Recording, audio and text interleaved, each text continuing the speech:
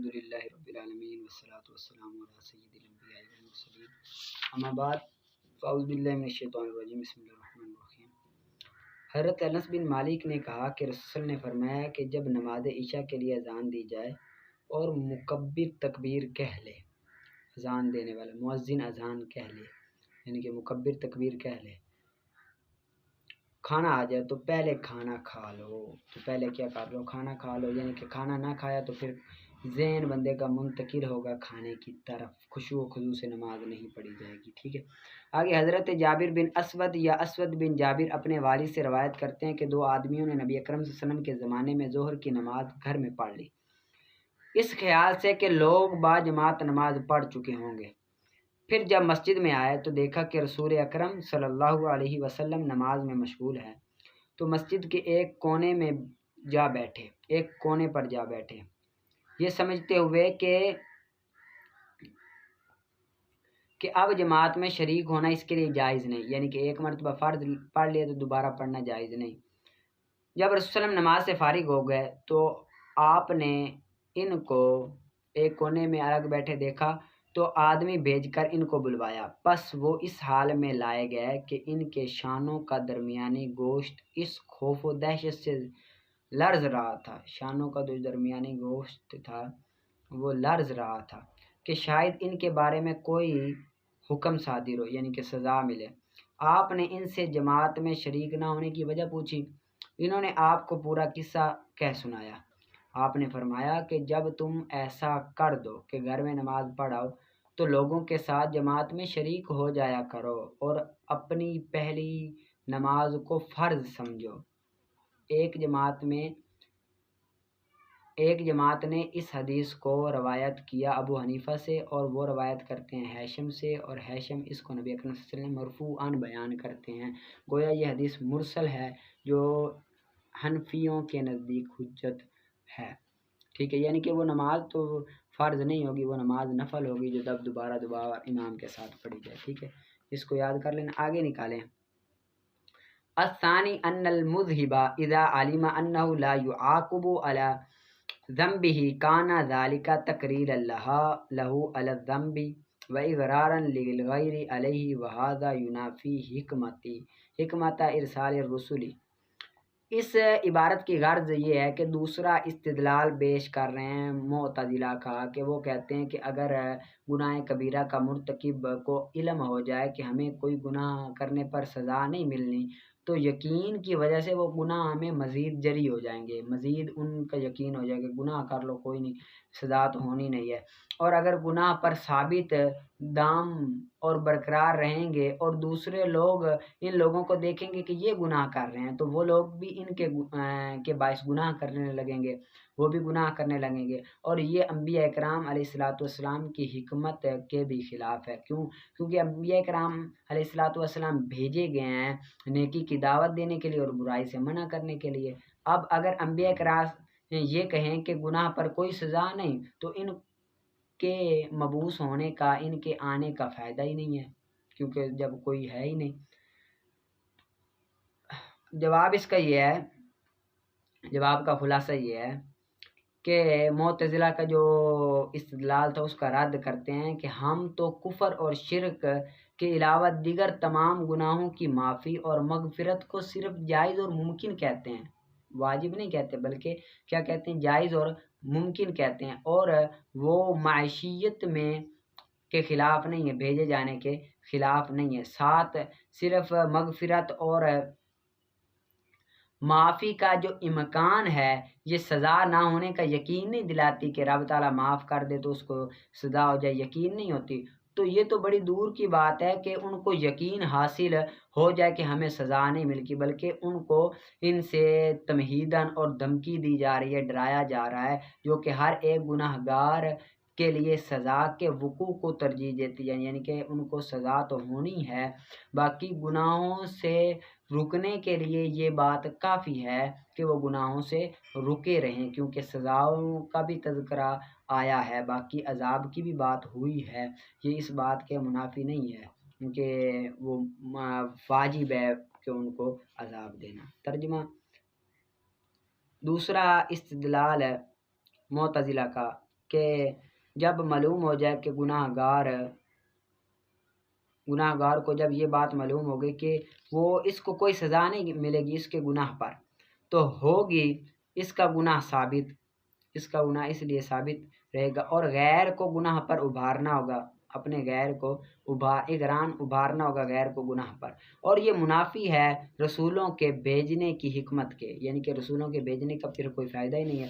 جواب اس کا یہ ہے کہ محض منافی اور جواز عدم سزا کے گمان کو ثابت نہیں کرتا، یعنی کہ اگر معاف کر دیا جائے تو سزا کے بالکل نہ ہونے کا ثابت نہیں کرتا، یہ یقین نہیں دلاتا کہ بندہ معاف کر دے تو اب سزا نہیں ہوگی۔ علم تو کیا ثابت کرے گا، علم تو کیا ثابت کرے گا، کیسے ہو سکتا ہے، حالانکہ وہ عمومات جو وعید کے سلسلے میں وارد ہوئی ہیں، وہ عمومات جو بڑی تحدیداً دھمکی سے ملی ہوئی ہیں، ہر ایک کی جانب نسبت کرتے ہوئے سزا کی جانب وقوع کو ترجیح دیتی ہے، یعنی کہ یہ واقع ہوتا ہے کہ سزا ضرور واقع ہوگی، اور یہ زاجر ہونے کے اعتبار سے کافی ہے، یعنی کہ جانب وقوع اور راجع ہونے کے اعتبار سے یہ بات کافی ہے کہ ان کو سزا ملے گی۔ یہ اس کے منافی نہیں ہے کہ مغفرت کرنے کے، مغفرت کرنا اور محال ہے اور سزا دینا اور محال ہے۔ مغفرت کر لے یہ نہیں ہے کہ اب مغفرت کر لی تو وہ کرے گے نہیں، وہ عذاب پہ جر ہو جائیں گے، بلکہ وہ ڈریں گے۔ ٹھیک ہے، آگے نکالیں اصول الشاشی کا۔ قولہ علیہ السلام، اللہ تعالیٰ کا قول، رسول وسلم کا قول ہے فی 40 شاتن۔ اب امام شافعی فرماتے ہیں کہ 40 بکریوں میں نہ ایک بکری کو زکوٰۃ دینا، ایک بکری کی زکوٰۃ دینا یہ واجب ہے، اگر قیمت نہ دی جائے تو ادا نہ ہوگی۔ وہ ان کی دلیل یہ ہے کہ ادھر رسول نے فرمایا فی 40 شاتن کہ 40 میں سے 40 بکریوں میں سے ایک بکری، اب یہ ایک بکری کیا ہے، واجب ہے، لہٰذا ایک بکری اگر ادا کریں گے تو واجب ادا ہوگا، اگر ایک بکری کے پیسے ادا کریں گے تو واجب نہیں ادا ہوگا۔ ہاں، امام صاحب کہتے ہیں کہ تمہارا استدلال یہ ضعف ہے، ہاں اس سے یہ بات تو ثابت ہو رہی ہے کہ 40 بکریوں میں سے ایک بکری واجب ہے، اس میں سے کسی کا اختلاف نہیں ہے، لیکن اختلاف اس بات میں کہ اگر کوئی شخص قیمت دے دے تو بکری قیمت دے دی جائے تو بکری کی جگہ قیمت دے دے تو اب بھی زکوٰۃ ادا ہوگی یا نہیں، اس بارے میں اختلاف ہے۔ تو اے شفافو ہم آپ سے پوچھتے ہیں کہ قیمت دینے سے بھی تو کیا ہو رہی ہے، وہ زکوٰۃ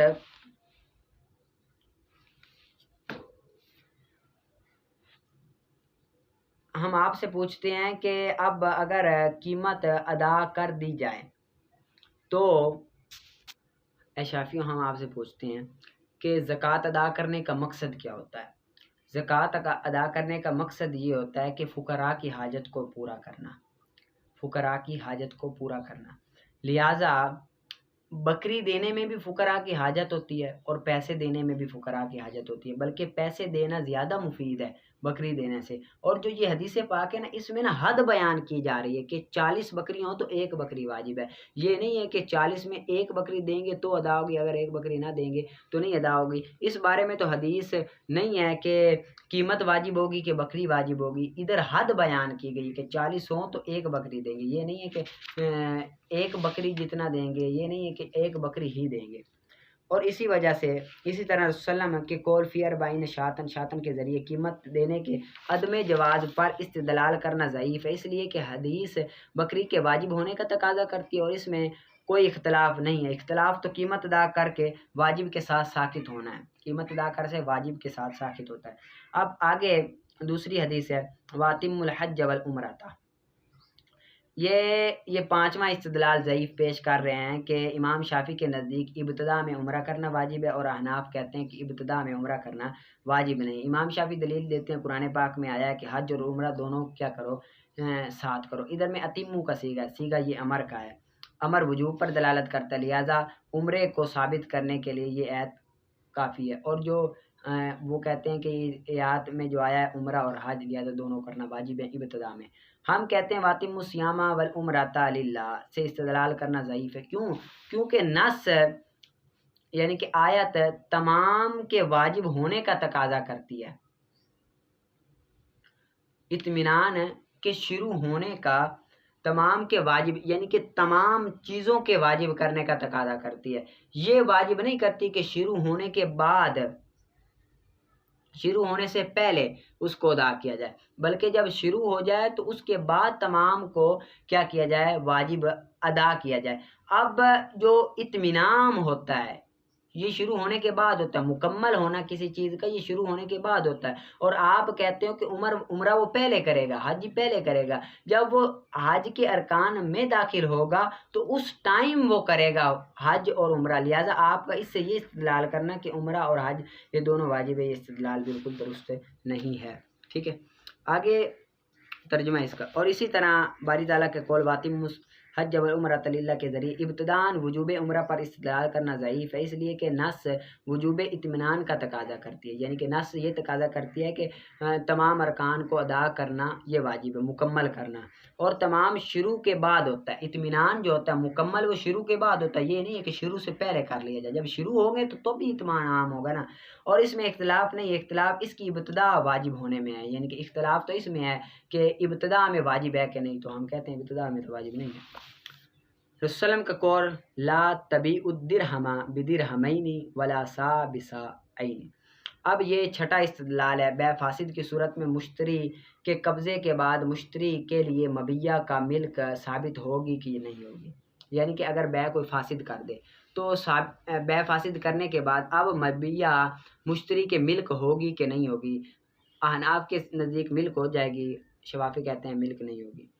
ان کی دلیل یہ ہے کہ رسول نے فرمایا کہ نہ بیچو 1 درہم کو 2 درہم، نہ 1 سا کو 2 سا کے۔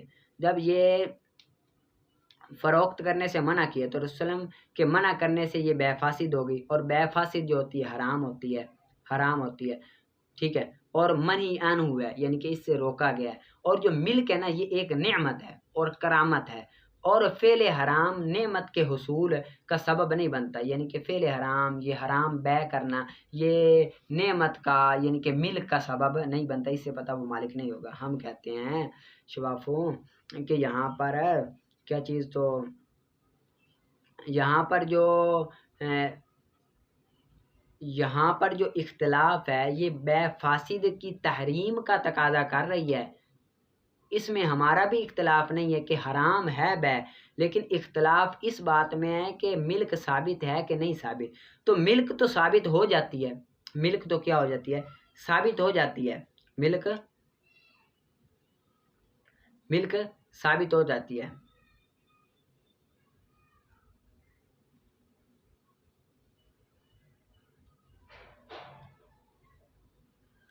اس طرح کے ملک ثابت ہو جاتی۔ ایک سرکہ ہے، اب وہ سرکہ حلال ہے لیکن پڑا وہ حرام ہو گیا، شراب بن گئی، حرام ہو گیا۔ اب یہ حرام چیز ہے لیکن ملک تو ثابت ہو رہی ہے، تو ملک ثابت ہوتی ہے، وہ کام حرام ہے، فعل حرام ہے، ملک ثابت ہے۔ اور اسی طرح رسول صلی اللہ علیہ وسلم کے قول لا تبیعوا درہم بدرہمین ولا ساء بساعین کے ذریعے اس بات کو ثابت کرنے کے لیے استدلال کرنا کہ بے فاسد مفید ملک نہیں ہے ضعیف ہے، کیونکہ حدیث بے فاسد کی تحریم کا تقاضا کرتی ہے اور اس میں کوئی اختلاف نہیں ہے۔ اختلاف تو ثبوت ملک اور عدم ثبوت ملک کے اندر ہے۔ ٹھیک ہے، بس اتنا ہی کر لیں، لیکن اچھی طرح سے کرنا ہے۔ آگے نکالیں آپ یہ کنز الدقائق۔ آگے باب الانین وغیرہ، نامرد وغیرہ کا بیان۔ انین کہتے ہیں نامرد، نامرد اس کو کہتے ہیں کہ جو نکاح کے قابل نہ ہو، ٹھیک ہے، اور یعنی کہ انین اس شخص کو کہتے ہیں جو جماع پر قادر نہ، اور شریعت میں وہ شخص ہے جو وجود اعلیٰ کے باوجود عورتوں کے ساتھ جماع کرنے پر قادر نہ ہو، اعلیٰ کے موجود ہونے کے بعد بھی نہ ہو، ٹھیک ہے۔ وَهُوَ مَن لَا يَصِلُ إِلَى النِّسَاءِ، نامرد وہ ہے جو عورتوں تک نہ پہنچ سکے، عورتوں تک نہ پہنچ سکے لیکن کہ جماع نہ کر سکے، ٹھیک ہے، یا پہنچ سکے سیبہ تک نہ کہ باکرہ تک، سیبہ تک پہنچ سکے، باکرہ تک نہ پہنچ سکے، کنواریوں کے ساتھ جماع نہ کر سکے، سیبوں کے ساتھ کر سکے۔ ایک عورت نے اپنے شوہر کو مقطوع ذکر پایا، واجدت پایا اپنے شوہر کو مقطوع ذکر، اعلیٰ تناسل اس کا نہیں تھا، مقطوع ذکر پایا، تو فی الحال تفریق کر دی جائے گی، तफरीक फ़ौरन ही कर, एक बंदे का ज़कर ही नहीं है तो फ़ौरन तफरीक कर दी जाएगी, यानी कि फ़ौरन जुदाई डाल दी जाएगी औरत मर्द में, क्योंकि मकसूद हासिल ही नहीं होता उससे उसके साथ रहने का, इसी वजह से फ़ौरन कर दी जाएगी। और 1 साल की मोहलत दी जाएगी अगर ना मर्द या खस्सी हो, अगर ना मर्द हो यानी कि ज़कर तो है लेकिन ना मर्द है, सलाहियत नहीं रखता, तो 1 माह की क्या दी जाएगी, काजी मोहलत दे, 1 साल की मोहलत दे, 1 साल तक वो इलाज करवा ले अपना, 1 साल तक भी ना हो तो फिर तफरीक हो जाएगी। बस अगर वती कर ले, अगर वो वती पर कादिर हो जाए तो बेहतर है, वरना औरत काजी में तफरीक करा दे, वरना तफरीक करा दे और बाइना हो जाएगी, वो क्या हो जाएगी, बाइना हो जाएगी। अगर वो तलब करे, अगर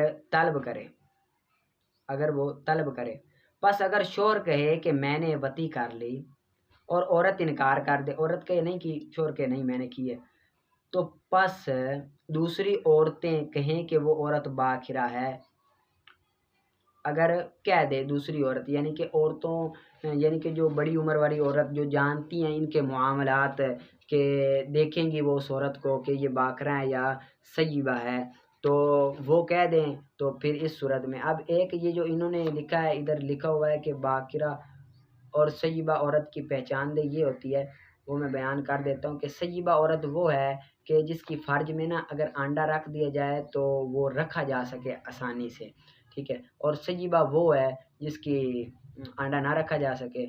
और एक और है, एक ये कौल है और एक ये है कि अगर पेशाब करे दीवार पर खड़ी होकर तो सीधा पेशाब हो तो वो सय्यिबा है, अगर सीधा ना हो तो वो बाकिरा है, ठीक है। आगे है वकुलना बिक्रुन खुय्यरत, और कहीं बाकिरा यानी कि औरतें कहीं बाकिरा तो इख्तियार होगा, यानी कि बीवी को इख्तियार दिया जाएगा, अगर चाहे तो रह ले, अगर चाहे तो ना रहे। और अगर हो सय्यिबा तो तस्दीक की जाएगी उसकी कसम के साथ, अगर औरत सय्यिबा हो तो फिर वो औरत कसम उठाएगी, यानी कि औरत कह दें कि ये सय्यिबा हैं दूसरी औरतें और वो औरत कहे कि ना मुझसे इसने वती नहीं की, तो अब वो कसम उठाएगी। बस अगर इख्तियार कर ले उसको, यानी कि उस मर्द को इख्तियार कर ले तो बातिल हो जाएगा उसका हक, और नहीं होगा, जायज़ है उन दोनों में से किसी एक का ऐब के साथ, किसी एक का, यानी कि अब अगर साबित ही नहीं है, मिसाल के तौर पर मान गई औरत कि ठीक है कि इसने वती की है, इसके बाद अब कुछ दिन गुजरे या वती नहीं की, फिर भी कहती ठीक है मैं इसके साथ रहूँगी, अब कुछ दिन गुजरे फिर अब कहती है कि नहीं मैं इसके साथ नहीं रह सकती, ये हो सकता है, ये हो सकता है, तो अब उसको इख्तियार की इजाज़त है, नहीं हो सकती, ये हो सकता है कि मर्द अब तलाक दे दे या खुला ले ले, या इस सूरत वैसे नहीं हो सकती, ठीक है। इसको अच्छी तरह से याद करना। आगे निकालें आप हिदायतुल हिकमत का। पहले हमने शिक पढ़ ली थी, आगे हमने जो पढ़ना है वो जब हयुला मुजर्रद हो गैर ज़ाते वजह से, मुजर्रद गैर ज़ाते वजह से, यानी कि हयुला मुजर्रद अनिस सूरा हो तो फिर या तो ज़ाते वजह हो या गैर ज़ाते वजह होगा। अब मुजर्रद गैर ज़ाते वजह से हो, अब अगर हयुला मुजर्रद हो गैर ज़ाते वजह से, तो जब ये हयुला गैर ज़ाते वजह से हो मुजर्रद हो तो अब ये सूरत के साथ मिल जाएगा, क्या बनेगा, सूरत के साथ जब मिलेगा तो ये ज़ाते वज़ा बन जाएगा। यहाँ पर आकर हयूला सूरत से मिल रहा है, क्या हयूला सूरत से मिल रहा है,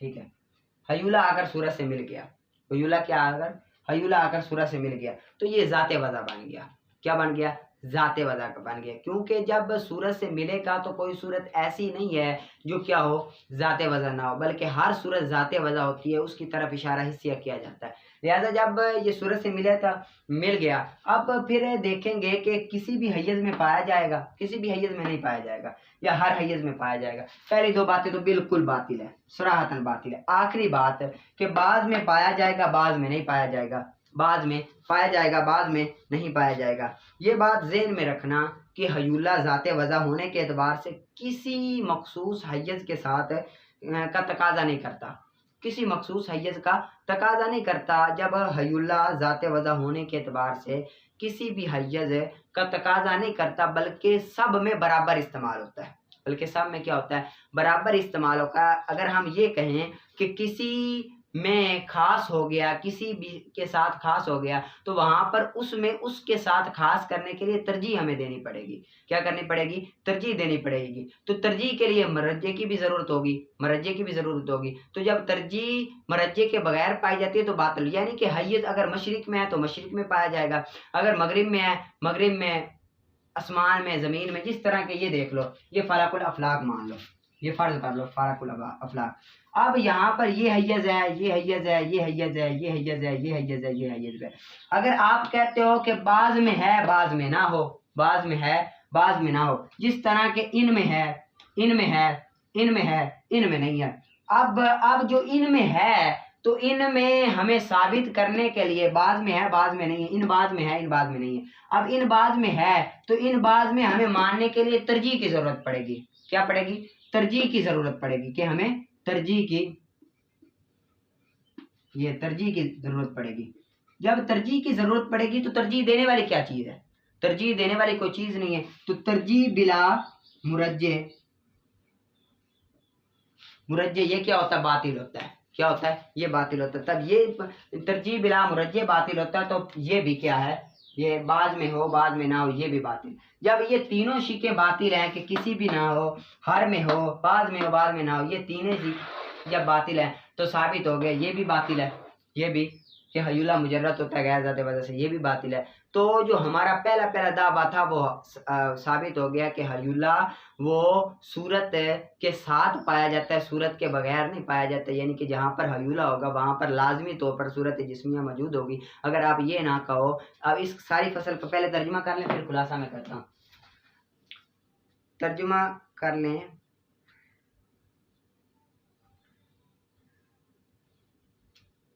فَلِأَنَّهَا إِذَا كَانَتْ غَيْرُ ذَاتٍ بُودِيَةٍ، کہ ان میں سے جب غیر ذات وضع ہو، فَإِذِ اقْتَرَنَتْ بِهَا الصُّورَةُ الْجِسْمِيَّةُ، کہ جب ان میں سے صورت جسمیہ کے ساتھ مل جائے تو پس وہ نہیں حاصل ہوگا کسی بھی حیز میں، یا تو کسی بھی حیز میں حاصل نہیں ہوگا، یا حاصل ہوگا تمام حیز میں، یا بعض میں حاصل ہوگا بعض میں حاصل نہیں ہوگا. پہلا اور دوسرا ان کی تو محال بداہتاً ہے، یعنی کہ یہ تو ظاہری طور پر محال ہے کہ کسی میں بھی نہ حاصل ہو یا ہر میں حاصل ہو، یہ تو باطل ہے.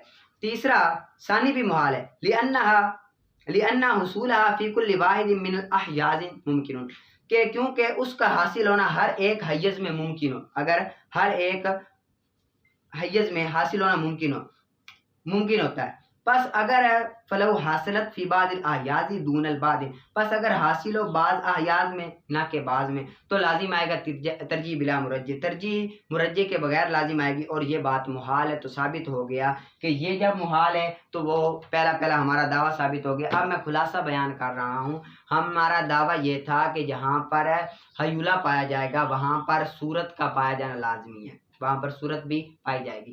اگر آپ یہ کہو کہ حیولہ پایا جائے گا صورت کے بغیر، تو یہ نہیں ہو سکتا. کیوں نہیں ہو سکتا؟ کیونکہ یا تو آپ حیولہ کو ذات وضع بناؤ گے یا غیر ذات وضع بناؤ گے. اگر آپ ذات وضع بناؤ گے تو وہ قابل انقسام ہوگا یا ناقابل انقسام ہوگا. ناقابل انقسام تو ہم جز لا یتجزا میں باطل کر چکے ہیں، لہذا یہ تو باطل ہے. اب آپ قابل انقسام ہے تو ایک کی طرف تقسیم ہوگا، دو کی طرف یا تین کی طرف. اگر آپ کہو کہ ایک کی طرف تقسیم ہوگا تو خط جوڑی ہوگا، خط جوڑی باطل. اگر آپ کہو کہ دو کی طرف تو دو کی طرف تقسیم ہو تو ست جوڑی ہوگا، ست جوڑی بھی باطل. اگر آپ کہو کہ تین کی طرف تقسیم ہوگا تو تین کی طرف یہ بھی باطل ہے. کیوں باطل ہے؟ کیونکہ تو جسم مان جائے گا، وہ تین کی طرف جب ہو تقسیم تو وہ تو جسم مان جائے گا. اور جسم اس کو کہتے ہیں جو حیولہ اور صورت جسمیہ، حیولہ جس میں صورت جسمی اور حیولہ پایا جائے وہ کیا ہوگا؟ جسم ہوتا ہے. اور پیچھے ہم حیولہ کو بغیر صورت کے فرض کر رہے ہیں، ادھر نیچے آ کر حیولہ اور یہ جسم ثابت ہو گیا. مثال کے طور پر وضاحت چلو کر دیتا ہوں